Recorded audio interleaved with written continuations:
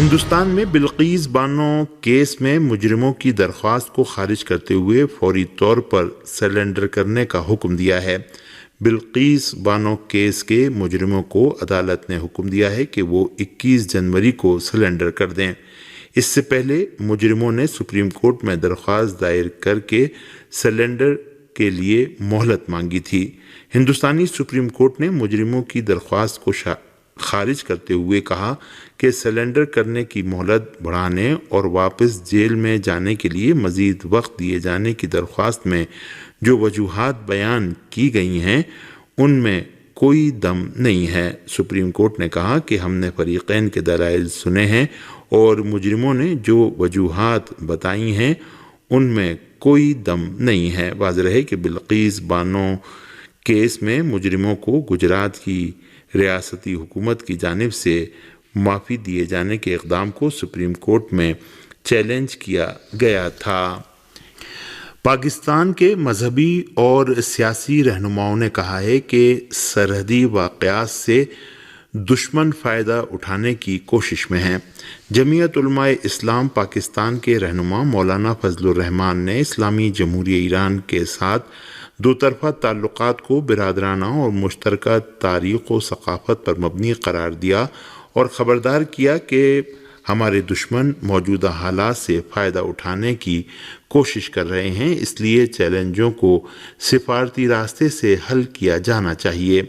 جمعیت علماء اسلام نے ایک بیان جاری کر کے کہا ہے کہ ایران و پاکستان برادر و ہمسایہ ملک صدیوں سے برادرانہ تعلقات رکھتے ہیں جن کی جڑیں مشترکہ تاریخی و ثقافتی اشتراکات میں ہیں۔ غزہ کے شہر خان یونس میں ایک مکان پر غاصب صہیونی حکومت کے جنگی طیاروں کی بمباری میں ایک بچہ سمیت 13 افراد شہید و زخمی ہو گئے۔ خان یونس میں جارحے صہیونی فوجیوں اور فلسطینی جہادیوں کے درمیان شدید لڑائی ہو رہی ہے اور شدید فائرنگ کی آوازیں سنی جا رہی ہیں۔ گزشتہ 24 گھنٹے میں غزہ میں صہیونی فوج کی وحشیانہ حملوں میں درجنوں فلسطینی شہید ہو گئے۔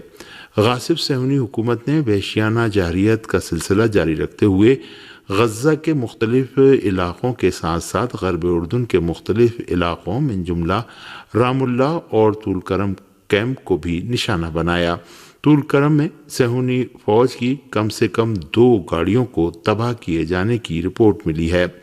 غاصب صہیونی حکومت کی جارحے فوج کو غزہ کے ساتھ ساتھ غرب اردن میں بھی فلسطین کی تحریک استقامت کی شدید مزاحمت کا سامنا ہے۔ فلسطینی مجاہدین کی کارروائیوں میں دسیوں صہیونی فوجی ہلاک ہو گئے ہیں۔ اس درمیان صہیونی فوج نے غزہ کے مختلف علاقوں میں جملہ خان یونس پر ایک بار پھر بمباری کی ہے۔ الجزیرہ ٹی وی کی رپورٹ کے مطابق غزہ پٹی پر صہیونی حکومت کی فوج کے جارحانہ حملوں کے 105ویں دن تحریک حماس کے فوجی بازو الاقصام بریگیڈ نے اعلان کیا ہے کہ اس نے الگ الگ کارروائیوں میں دسیوں اسرائیلی فوجیوں کو ہلاک و زخمی کر دیا ہے۔ تل ابیب کے ہسپتال نے 6 زخمی فوجیوں کو ایڈمٹ کرنے کا اعلان کیا ہے۔ اسرائیلی فوج نے بھی اعلان کیا ہے کہ اسے خان یونس میں 21 صہیونیوں کی لاشیں ملی ہیں۔ جہاد اسلامی کی فوجی شاخ سے وابستہ طول کرم بریگیڈ نے بھی اعلان کیا ہے کہ فلسطینی مجاہدین کے انجینئرنگ شعبے نے المنشیہ محور پر ایک بلڈوزر کے راستے میں بم دھماکہ کیا جس کے نتیجے میں اس پر موجود فوجی اہلکار ہلاک و زخمی ہو گئے۔ تریسنا شہاب نیوز ایجنسی نے شہر غزہ کے الشفا ہسپتال کے اطراف میں وسیع حملوں کی خبر دی ہے۔ صہیونی فوجیوں نے جنوبی اور مرکزی غزہ پٹی پر بمباری کر کے غرب اردن میں طول کرم اور رام اللہ کیمپوں سمیت کئی مقامات پر یلغار کی۔ فلسطین آن لائن نیوز نے بھی رپورٹ دی ہے کہ صہیونی حکومت نے غزہ پٹی میں رہائشی علاقوں اور عمارتوں پر بمباری اور انہیں منہدم کرنے کے انہیں منہدم کرنے کے ویڈیو جاری کیے ہیں۔ دریں اثنا 7 اکتوبر سے جب سے صہیونی جارحیت کا آغاز ہوا ہے اس وقت سے اب تک غزہ پٹی میں 119 صحافی جاں بحق ہو چکے ہیں۔ غزہ پٹی میں صہیونی حکومت کے جرائم بڑھنے کے ساتھ ہی میکسیکو اور چلی نے ہیگ کی عالمی عدالت انصاف سے اپیل کی ہے کہ غزہ پٹی میں غاصب صہیونی حکومت کے جرائم کی تحقیقات کی جائے۔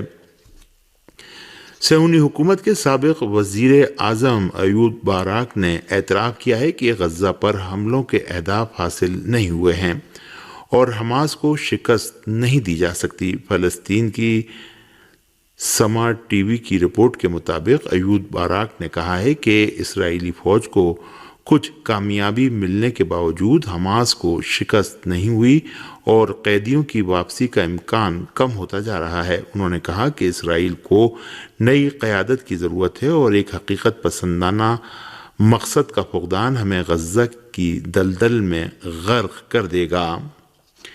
فلسطین کے حامیوں نے غزہ کے عوام سے اظہار یکجہتی کے لیے پورے ہالینڈ میں اہم ریلوے اسٹیشنوں پر احتجاجی دھرنے دیے اور غزہ پٹی میں فوراً جنگ بندی کا مطالبہ کیا ہے۔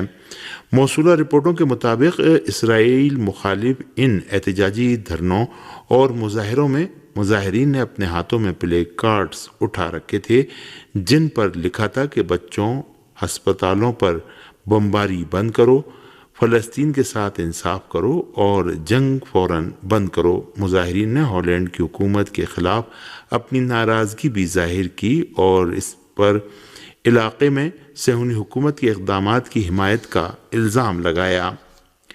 یمن کی مسلح افواج نے گزشتہ 24 گھنٹے کے دوران بحر احمر میں 2 امریکی بحری جہازوں کو نشان بنایا ہے۔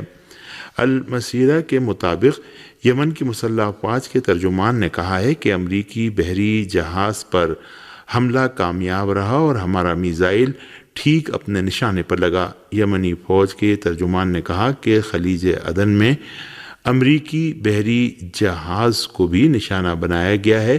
اس سے پہلے جمعرات کو بھی یمنی فوج نے بحر احمر میں ایک امریکی بحری جہاز پر میزائل سے حملہ کیا تھا۔ یمن کی فوج کا کہنا ہے کہ بحر احمر اور